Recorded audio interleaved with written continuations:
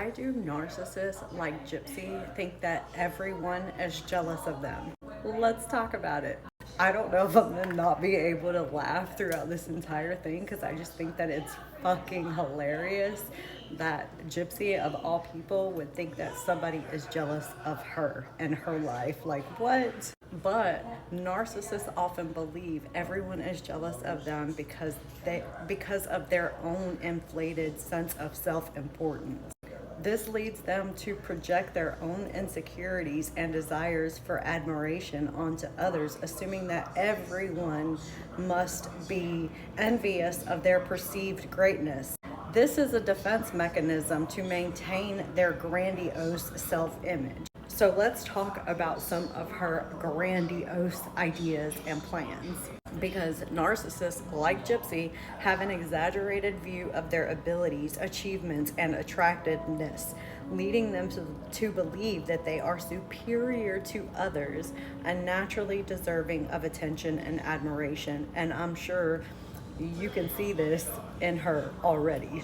Projection is a common defense mechanism where narcissists attribute their own negative feelings, like envy, onto others, believing that others are actually the one feeling jealous of them, when in all actuality, it's probably the other way around. I tend to believe if it's coming out of her mouth, think the exact opposite. She also has this craving for validation.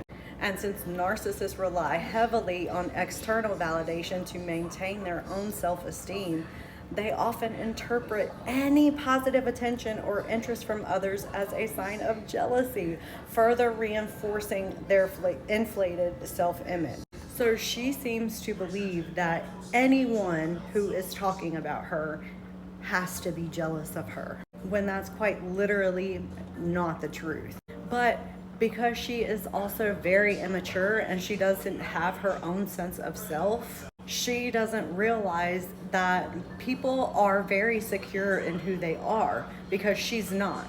And because of her own self-importance and inflated ego, she cannot handle being alone in any way, which is why typically you will see her on the internet more when she's not with Ken, because she's getting the attention and the validation that she needs from him. But whenever him and her are not together, she is on the internet constantly searching for validation and admiration through clicks, likes, and views. Gypsy Rose has a delusion of grandeur and her desire to achieve these outlandish goals. She has these delusions of fulfillment. She has these grandiose dreams and crazy goals because she thinks that it's somehow going to make her happy.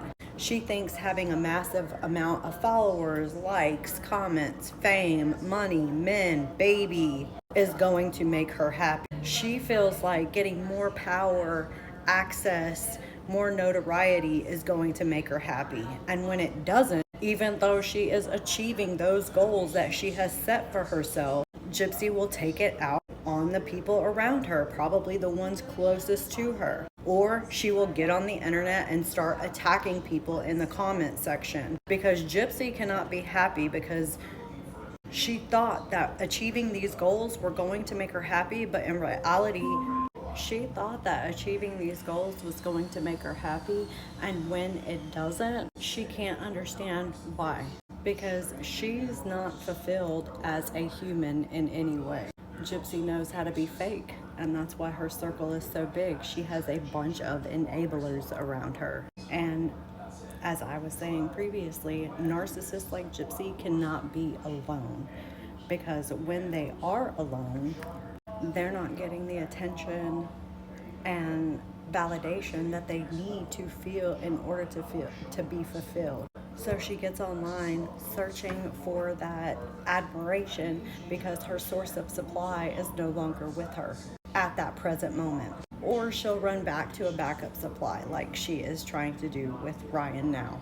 Most abusers And narcissistic abusers like Gypsy surround themselves by a group of enablers. And Gypsy is usually pretty nice to a select few in that circle that are enabling her. However, that does not mean she is not also abusing those enablers as well.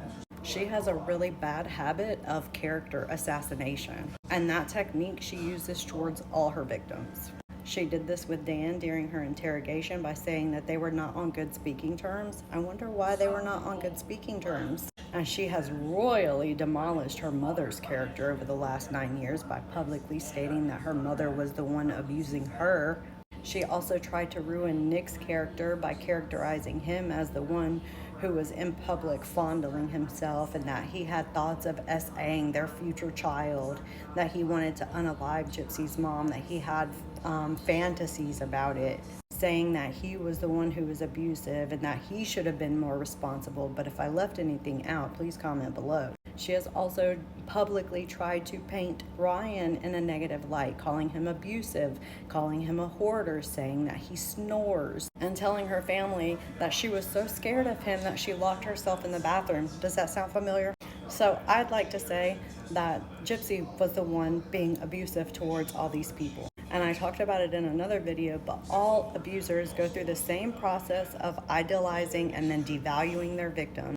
And she tries to discredit her own victims so that the public believes her narrative and not the victim's narrative.